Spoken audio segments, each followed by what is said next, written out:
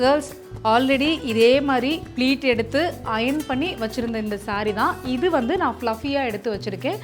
இந்த சாரீ தான் இப்போ இவங்களுக்கு நம்ம ட்ரே பண்ணி காட்ட போகிறோம். இதில் சின்ன சின்ன என்னோட ட்ரிக்ஸ் நான் உங்களுக்கு சொல்ல போகிறேன். வாங்க பார்க்கலாம்.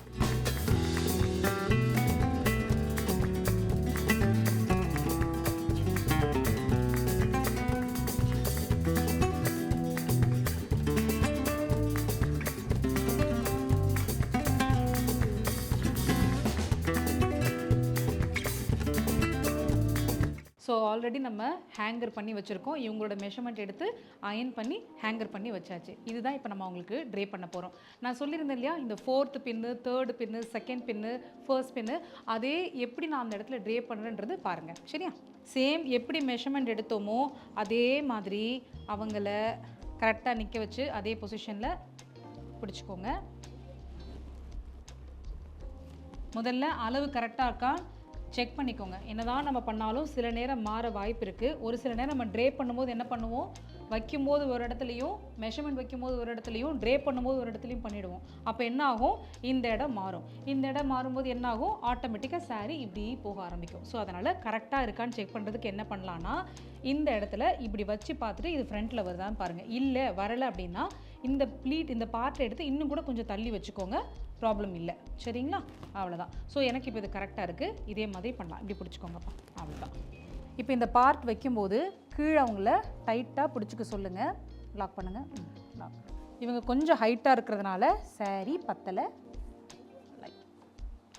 அவ்வளோதான். லாக் பண்ணுறேன். லாக்கிங் பார்த்தீங்கன்னா கொஞ்சம் டைட்டாக. இதில் ரொம்ப முக்கியமான விஷயம், ஸ்கர்ட் எப்போவுமே டைட்டாக கட்டணும். நீங்கள் டைட் இங்கே கட்டலை அப்படின்னா பாவாடை லூஸ்னா கூட சாரீ வந்து தொலன்னு இறங்க ஆரம்பிச்சிடும். ஸோ அந்த இடத்துல வந்து ரொம்ப டைட்டாக கட்டி பழகுங்க. சேம் பின்னாடி அதே மாதிரி கட்டியாச்சு. அது அதே பொசிஷனில் தான் இருக்குது. நான் எதுவுமே மாற்றலை. ஃபஸ்ட்டு இந்த இடத்துல ப்ளீட் இங்கே இடத்துல வச்சு லாக் பண்ணிட்டோம், டக்கின் பண்ணிட்டோம். அப்படியே சுற்றி எடுத்துகிட்டு வந்து இந்த இடத்துல நிற்க வச்சுட்டோம். இப்போ நானே தான் திருப்பி சுற்றுறேன். நீங்கள் உங்களுக்கு ட்ரே பண்ணும்போது கரெக்டாக வச்சு ஒரு சுற்றி மேலே லாக் பண்ணிடுங்க.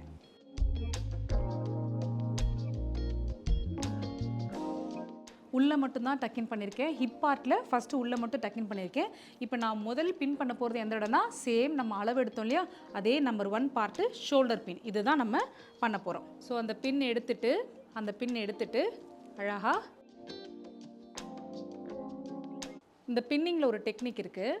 பின் எப்போவுமே ஸ்ட்ரெயிட்டாக குத்தாமல் ஸ்லாண்டிங்கில் குத்தும்போது ஈஸியாக போகும். சில நேரம் இந்த இடத்துல ஒர்க் இருக்குது, பட்டு ஜரியை பார்த்தீங்கன்னா ரொம்ப டைட்டாக இருக்கும்போது அந்த தறியில் வந்து நல்லா டைட்டாக இருக்கும்போது உள்ளே இறங்கவே இறங்காது. அப்போ நீங்கள் என்ன பண்ணுங்கன்னா, ஸ்லாண்டிங்கில் குத்துனீங்கன்னா உள்ளே இறங்கிடும். அதே மாதிரி இந்த காது இருக்குது பார்த்தீங்களா, காதோடு சேர்ந்து இந்த பின்னு ஸ்ட்ரெயிட்டாக இருக்கணுமே தவிர முன்னாடியும் குத்தக்கூடாது, பின்னாடியும் குத்தக்கூடாது. இப்படி பார்க்கும்போது இந்த குழி இருக்குது பார்த்தீங்களா, அது தெரியக்கூடாது. பார்க்க அழகாக இருக்கும், பின் பண்ணதும் தெரியக்கூடாது. ஸோ நம்ம பின் பண்ணியாச்சு. நம்பர் 1 பின் பண்ணியாச்சு. அடுத்து சில பேருக்கு பட்டு சாரியை அயன் பண்ணுறது பிடிக்கும், சில பேருக்கு பிடிக்காது. ஒவ்வொன்றும் ட்ரெண்டுக்கு ஏற்ற மாதிரி மாறும். அதுக்கேற்ற மாதிரி நம்மளும் மாறிக்கலாம். அயன் பண்ணணும்னு தோணுச்சுன்னா அயன் பண்ணுங்கள், இல்லைனா அப்படியே கூட நீங்கள் ட்ரே பண்ணலாம். ஆனால் ப்ளீட் எடுத்து வச்சுட்டு நீங்கள் ட்ரே பண்ணுங்கள், சூப்பராக இருக்கும். நான் சொன்ன இந்த 4 டிப்ஸ். ஆரம்பத்தில் நீங்கள் இந்த மாதிரி புதுசாக அயன் பண்ண போகிறீங்க, உங்களுக்கு அயனிங்கே தெரியாது, இந்த மாதிரி ப்ளீட் எடுக்கிறது தெரிஞ்சிருச்சு, அதை அப்படியே டேபிளில் போட்டு அயன் பண்ண போகிறீங்கன்னா ஒரு ஷீட் ப்ரொடெக்ஷன் இருக்குது. அதாவது ஹீட் படாமல் இருக்கிற மாதிரி அந்த மாதிரி வச்சு நீங்கள் அயன் பண்ணிக்கலாம். அது எடுங்கப்பா. ஸோ இது எல்லாமே எல்லா இடத்துலையும் மார்க்கெட்லேயும் இருக்குது, அமேசான்லேயும் இருக்குது. நீங்கள் அந்த மாதிரி வாங்கிக்கலாம். Sheet protection. இந்த மாதிரி ஷீட் ப்ரொடெக்ஷன் யூஸ் பண்ணும்போது உங்களுக்கு சாரியில் எந்த டேமேஜும் ஆகாது. ரொம்ப சேஃப் அண்ட் செக்யூராக நம்ம பண்ணலாம். சரியா? சரி, இப்போ இது எத்தனாவது பின்னுன்னு சொல்லிட்டு தூங்காமல் நீங்களே இந்த வீடியோ பார்க்கும்போது கண்டுபிடிச்சிடுவீங்க. இது எத்தனாவது பின்னு? 2வது பின். ஃபர்ஸ்ட்டு வந்து ஷோல்டர் பின் பண்ணியாச்சு. 2வது இந்த பின்னை ரிமூவ் பண்ணிவிட்டு இந்த இடத்துல நம்ம லாக் பண்ண போகிறோம். லாக் பண்ணுறதுக்கு முன்னாடி ஒரு முக்கியமான விஷயம், சில பேருக்கு ஹிப் நல்லா க்ளோஸ் பண்ணணும்னு சொல்லுவாங்க. அப்போ நீங்கள் என்ன பண்ணுங்கன்னா, மேலே ஏற்றி இந்த நேவலுக்கு கிட்டையே வச்சு லாக் பண்ணுங்கள். அப்போ என்ன ஆகும்னா, இந்த பக்கம் உங்களுக்கு ஈஸியாக ஓப்பன் ஆகாது. சில பேர் லோயராக கொஞ்சம் நல்லாவே ஹிப் ஷேப்பாக தெரியணும் அப்படின்னும் போது இங்கே பிடிச்சிக்கூட நல்லா ஹிப் ஷேப்பாக தெரியணும் அப்படின்னும் போது இன்னும் கொஞ்சம் கீழே இறக்கி கட்டி சில பேருக்கு பழக்கம் இருக்கும். அப்போ நீங்கள் பண்ணும்போது நேவலுக்கு கீழே இந்த இடத்துல, சரிங்களா, இங்கே நீங்கள் பின் பண்ணலாம். அது இன்னுமே நமக்கு ஷேப் அழகாக கொடுக்கும். நாங்கள் பிரைட்ஸ்க்கு மாடலுக்கு பண்ணும்போது இந்த மாதிரி பண்ணலாம். சரியா? இப்போ நான் அந்த பின் எடுத்துகிட்டு சேம் அந்த இடத்துல பின் பண்ண போகிறேன். பின் பண்ணும்போது நீங்களும் உங்களுக்கு பண்ணாலும் சரி, அடுத்தவங்களுக்கு பண்ணும்போது சரி, உள்ளே ஒரு கை வச்சு சேஃபாக வச்சுக்கோங்க. இந்த பின் வந்து குத்திட்டு டபுள் லாக் பண்ணுங்கள். ஒரு வாட்டி குத்திட்டேன், சேம் மறுபடியும் ஒரு வாட்டி, அவ்வளோதான். குத்தி எடுத்துட்டிங்கன்னா இது நல்லா டைட்டாக இருக்கும், ஓப்பன் ஆகிறதுக்கு வாய்ப்பு இல்லை. இன்னொன்று இந்த துணியெல்லாம் கிழியறதுக்கும் வாய்ப்பு இல்லை. செகண்ட் பின்னை நல்லா செக்யூர் பண்ணியாச்சு. இப்போ இந்த நம்ம டபுள் லாக் சொன்னோம் இல்லையா, இப்போ பாருங்கள் இது ஓப்பனே ஆகாது, அதுக்காக தான். ஸோ சாரியும் டேமேஜ் ஆகாது. இப்போ இந்த இடத்துல இப்போ தேர்ட் பின் இருக்கு இல்லையா, இப்போ பாருங்கள் செகண்ட் பின் பண்ணியாச்சு, அடுத்து தேர்ட் பின். இந்த இடத்துல தான் நம்ம லேயர் ஃபார்ம் பண்ண போகிறோம். லேயர் ஃபார்ம் பண்ணி இதை அப்படியே நம்ம டக்கின் பண்ண போகிறோம். முடிஞ்சு போச்சு. ஃபஸ்ட்டு ஒரு லேயர் இங்கே ஒரு டைட்டாக ஒரு லாக் பண்ணிக்கோங்க. ரெண்டாவது ஒரு லேயர் லாக் பண்ணிக்கோங்க. மூணாவது ஒரு லேயர் லாக் பண்ணிக்கோங்க. அவ்வளோதான். லாக் பண்ணி இங்கே நான் டைட்டாக பிடிச்சிருக்கேன். இது எவ்வளோ தூரம் ஏற்றணும்னா ரொம்ப மேலே ஏறக்கூடாது, பார்க்க அழகாக இருக்காது. இது வரைக்கும் எடுத்துக்கலாம்.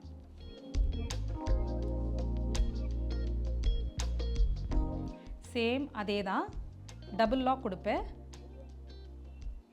நான் திருப்பியும் சொல்கிறேன், இந்த இடத்துல பட்டு சாரியாக இருந்தால் நிறைய லேயர் ஃபார்ம் ஆகும். நார்மல் சாரியில் லேயர் ஒரு 3-4 வச்சாவே போதும், அதுக்கு மேலே வேண்டாம். இது அப்படியே இந்த இடத்த துணியை இந்த இடத்த எல்லாமே அப்படியே அவங்கள வச்சுக்க சொல்லுங்கள். அவ்வளோதான். இது எப்போவுமே இந்த இடத்துல நாவலோட அந்த பக்கமும் இந்த பக்கமும் லேயர் ஃபார்ம் ஆகிற மாதிரி பண்ணுங்கள். ரொம்ப இந்த பக்கம் வர வேண்டாம், ரொம்ப அந்த பக்கம் போக வேண்டாம். சென்டரில் இருக்க மாதிரி வச்சு லாக் பண்ணிடலாம்.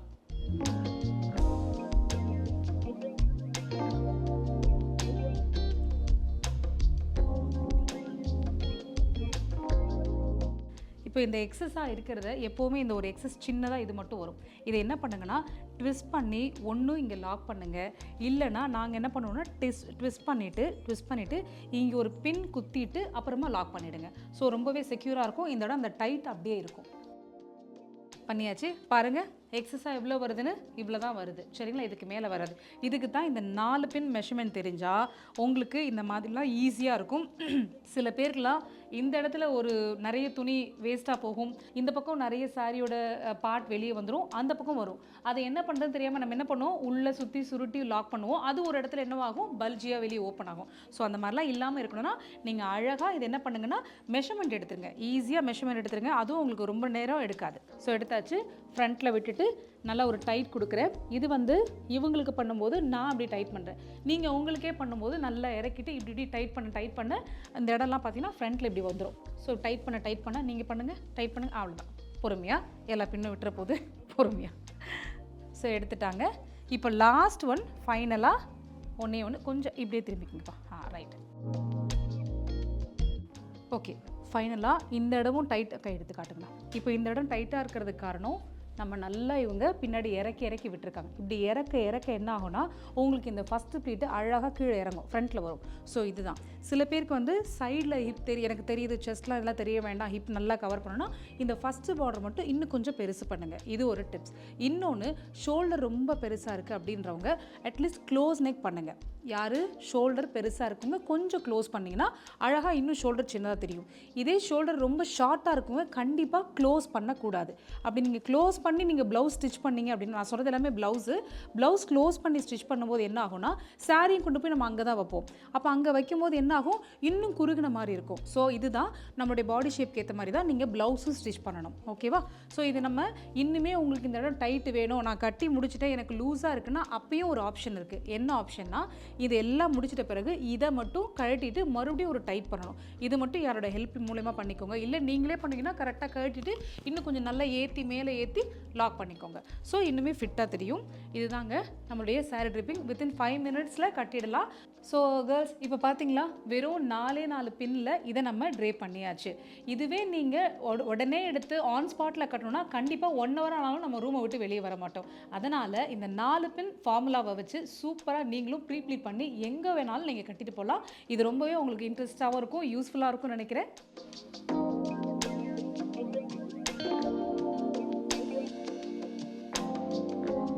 அது மட்டும் இல்லாமல் இந்த சாரியில் தான் இது பண்ண முடியுமா அப்படின்னா அப்படி கிடையாதுங்க. எல்லா சாரிலையும் பண்ணலாம். டிஷ்யூ சில்க் மட்டும் கொஞ்சம் நல்லாவே டீப்பாக அயன் பண்ணிக்கோங்க. மற்ற ரொம்ப சாஃப்ட் சில்க்லாம் ரொம்ப அயனிங் கொடுக்க வேண்டாம். அதை அப்படியே நீங்கள் ப்ளீட்டிங் மட்டும் எடுத்து வச்சுட்டு அழகாக கட்டிக்கலாம். சரியா கேர்ள்ஸ்? இப்போ நம்ம நிறைய பேருக்கு சாரி ட்ரிப்பிங்கிறது ரொம்ப பிடிச்ச விஷயம். அதை நிறைய பேர் ப்ரொஃபஷனலாகவும் கற்றுக்கிட்டு போகிறாங்க. அதே மாதிரி நிறைய பேரும் செல்ஃப் ட்ரேப்பிங்காகவும் நிறைய பேர் லேர்ன் பண்ணுறாங்க. இந்த ஒரு செல்ஃப் ட்ரேப்பிங் உங்களுக்கு ரொம்பவே யூஸ்ஃபுல்லாக இருக்கும்னு நினைக்கிறேன். கண்டிப்பாக உங்களுக்கு இது பிடிச்சிருக்குன்னு நினைக்கிறேன். Thank you so much. Don't forget to subscribe Miss Vav Tamila. Subscribe பண்ணுங்க, எல்லா வீடியோஸும் லைக் பண்ணுங்க, உங்களுடைய கமெண்ட்டை கமெண்ட் செக்ஷனில் ஷேர் பண்ணுங்க. Thank you so much.